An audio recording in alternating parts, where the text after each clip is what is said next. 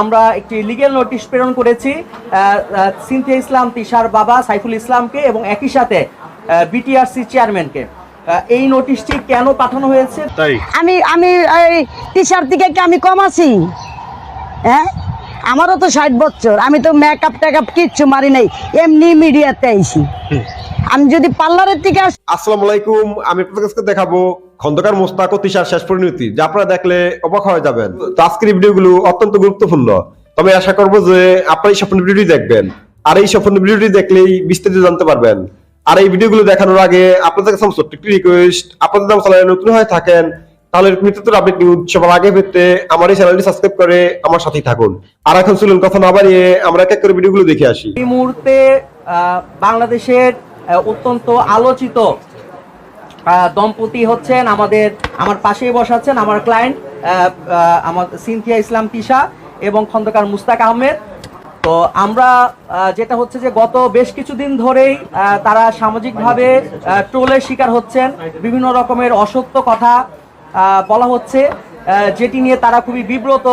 তার পরিপ্রেক্ষিতে গত 29শে ফেব্রুয়ারি 2024 তারিখে আমরা একটি লিগ্যাল নোটিশ প্রেরণ করেছি সিনথিয়া ইসলাম তিশার বাবা সাইফুল ইসলামকে এবং একই সাথে বিটিআরসি চেয়ারম্যানকে।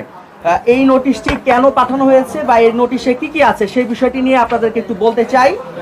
প্রথমত বিষয় হচ্ছে যে আমার যে দুজন ক্লায়েন্ট আছেন সিনথিয়া ইসলাম তিশা এবং খন্দকার মুস্তাক আহমেদ, তারা দুজনই বাংলাদেশের নাগরিক এবং প্রাপ্তবয়স্ক এবং বয়স্কা এবং তারা আইন মান্যকারী ব্যক্তি। তারা দুজনই হচ্ছে নিজেদের ভালো মন্দ সম্পর্কে অবহিত হয়েই মুসলিম আইন এবং শরীয়ত এবং রীতিনীতি অনুসরণ করে বিগত 25/3/2023 তারিখে বিজয়নগর ঢাকাস্থ কাজী অফিসে তারা মুসলিম আইন অনুসারে বিয়ে সম্পন্ন করেছেন।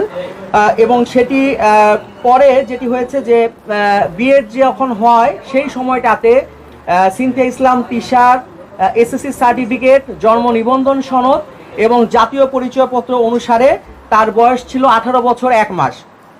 লিগ্যাল নোটিশটিতে এই সম্পর্কিত সকল বিস্তারিত তথ্যাদি উল্লেখ করে দেওয়া আছে এবং আমাদের যেটি সার্বজনীন মানবাধিকার ঘোষণাপত্র আছে 1948 সালের, যেখানে বাংলাদেশও স্বাক্ষরকারী দেশ, এখানে স্পষ্টভাবে 16-র 1 সেকশনটাতে বলা আছে যে প্রাপ্তবয়স্ক নারী এবং পুরুষ যারা আছেন তারা জাতি, বর্ণ, ধর্ম নির্বিশেষে বৈষম্যমূলক কোনো ধরনের কর্মকাণ্ড ছাড়া বিয়ে করা এবং পরিবার প্রতিষ্ঠার অধিকার ভোগ করবে। একই সাথে বলা আছে বিয়ে এবং বিয়ে বিচ্ছেদের সময় তারা সমানভাবে অধিকার পাবেন এবং 16-র বি সেকশনে বলা আছে যে বিয়েতে ইচ্ছুক নরনারী কেবলমাত্র নিজের স্বাধীন এবং পূর্ণ সম্মতিতে বিয়ে সম্পন্ন করবে। যেহেতু এটি আন্তর্জাতিক আইন এবং বাংলাদেশ সেই সনদের স্বাক্ষরকারী দেশ, সুতরাং এই আইন মান্যকারী করা প্রত্যেকটি জাতিসংঘের রাষ্ট্রভুক্ত দেশের কর্তব্য এবং সে অনুসারেই কিন্তু বাংলাদেশেরও যে আইন আছে সেটি পরিচালিত হয়। এইখানে যেটি বলতে চাই যে আমাদের এই বিয়ের ঘটনা যেটি হয়েছে, এই ঘটনাটি জানতে পারার পর থেকেই সিনথিয়া ইসলাম তিশার বাবা তাকে সংসার জীবন না করার জন্য বিভিন্নভাবে চাপ প্রয়োগ করেছেন এবং বিভিন্ন সময় মারধরও করেছেন এবং বিগত 5/6/2023 তারিখে তিনি কৌশলে আমার ক্লায়েন্ট সিনথিয়া ইসলাম তিশাকে ঢাকা থেকে গ্রামের বাড়ি ঠাকুরগাঁয়ে নিয়ে যান এবং এক পর্যায়ে তিনি জোরপূর্বক 16/6/2023 তারিখে তালাকের নোটিশের ফর্ম এবং হলফনামার কাগজে সই করান। এই একই তারিখে এই ঘটনার বিষয়টিতে সিনথিয়া ইসলাম তিশা তার স্বামী খন্দকার মোস্তাক আহমেদকে টেলিফোনে অবহিত করেন এবং 12/6/2023 তারিখে তিনি ঠাকুরগাঁও থেকে ঢাকায় চলে আসেন।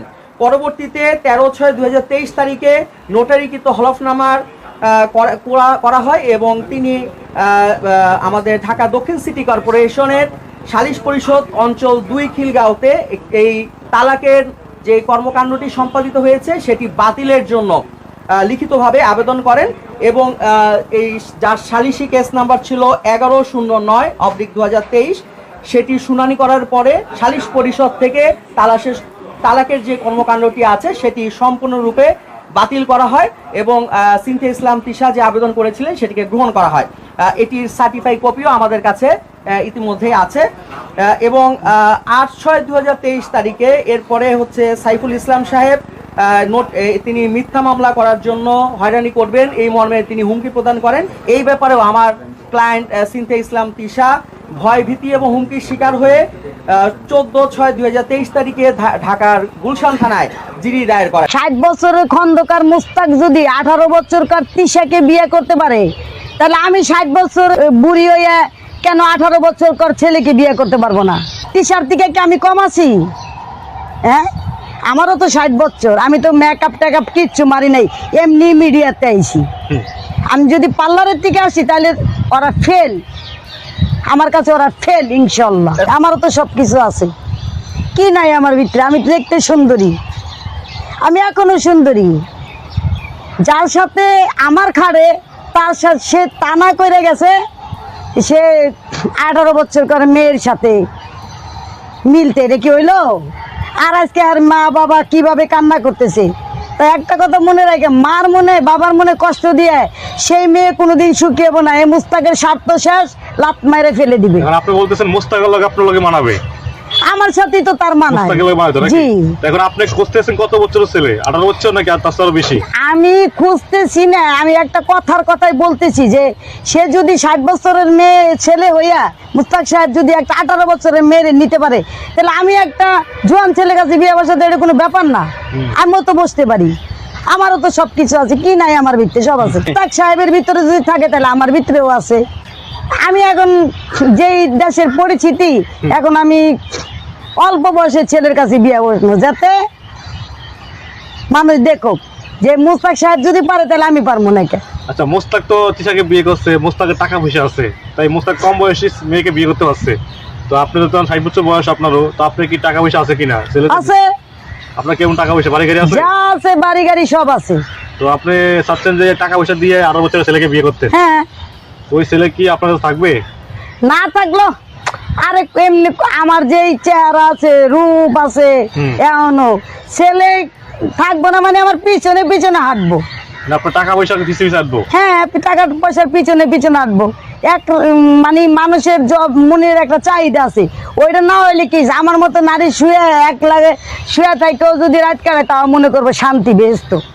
তো আপনিও চাচ্ছেন এখন 18 বছর ছেলেকে বিয়ে করার জন্য, যদি মুস্তাক পাতেন আপনি কেন পারবেন না? এটা আপনার ভাবনা চিন্তা নাকি? হ্যাঁ, আজকে মরে গেলে, আজকে মরলে কালকে 2 দিন সব যাইবো গা। তাহলে হ্যাঁ, এই দেশের মধ্যে এই কামটা করা কি আর উচিত হয়েছে? আর তিশার আব্বা এখানে এই কোর্ট এই কোর্ট এই কোর্ট এই আদালত দৌড়াইতেছি, কি দরকার? আমি ওরকম মেয়ের পরিচয় দিতাম না। যেই মেয়ে আমাকে অপমানি করে গেছে সেই মেয়েকে আমি পরিচয় দিতাম না। মুস্তাক তো আসলে তিশার আব্বা শুধু শুধু মেয়ের জন্য মরে যাইতেছে। আর মেয়ে প্রত্যেকটা মিডিয়াতে আমি দেখছি সবসময় এইরকম হাতটা ধইরা রাখে, এখানে মুস্তাক সাহেবের হাতটা এখানে রাখে, এমনি করে ধরে।